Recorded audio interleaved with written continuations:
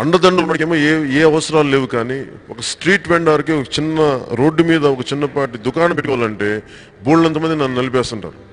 ఇలాంటి street vendors issue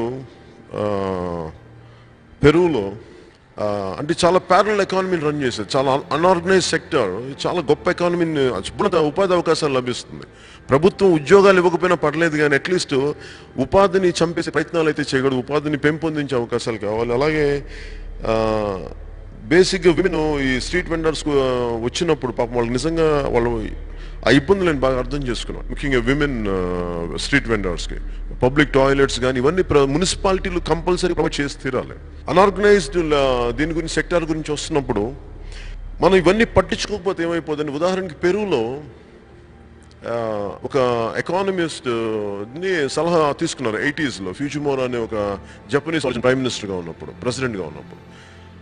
అక్కడ ఏం పరిస్థితులు ఏమొచ్చినాయంటే పర్టికులర్ షైనింగ్ పాత్ గెరిల్లాస్ అని ఒక మావోయిస్ట్ గెరిల్లా సిస్టమ్ ఎంత విసిగిపోయారో అంటే ప్రజలు మావోయిస్ట్ గెరిల్లాస్గా మారిపోయి విపరీతం హింస చేసి అభివృద్ధి అటు హింస మధ్యలో నలిగిపోయింది.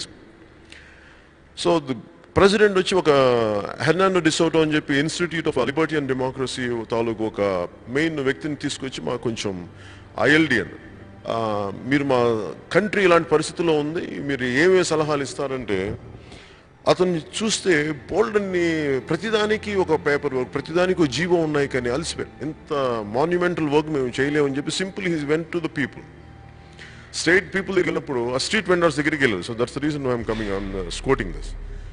వెళ్తున్నప్పుడు వాళ్ళు చెప్తారంటే మేము ఇక్కడ షాప్ మనలాంటి సమస్య, ఇక్కడ మేము షాప్ పెట్టుకోవాలంటే పోలీస్ డిపార్ట్మెంట్ వస్తుంది, రెవెన్యూ డిపార్ట్మెంట్ వస్తుంది, ఇంతమందికి పెట్టి మేము ఒక చిన్నపాటి బయట ఊళ్ళ నుంచి అక్కడ ట్రక్లో తీసుకొస్తాం, వచ్చి ఇక్కడ అమ్మాలి అంటే మళ్ళీ మా ఏం డబ్బు తీసుకెళ్ళేటప్పటికి ఆ విసుగుతోటి మేము గెరిల్లాస్ కింద మారిపోయాం, తీవ్రవాదంకి వెళ్ళిపోయాం.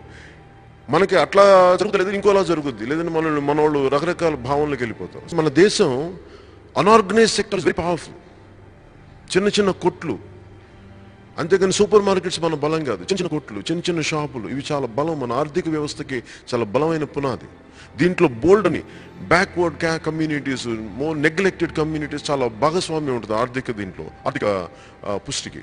అందుకని మేము ఇండివిజువల్ అంటే ఫర్ ఎగ్జాంపుల్ నేను యుఎస్కి వెళ్ళినప్పుడు ఒక బంగ్లాదేశ్ అతను కనిపించాడు, చిన్నపాటి కొట్టు ఉంది న్యూయార్క్లో.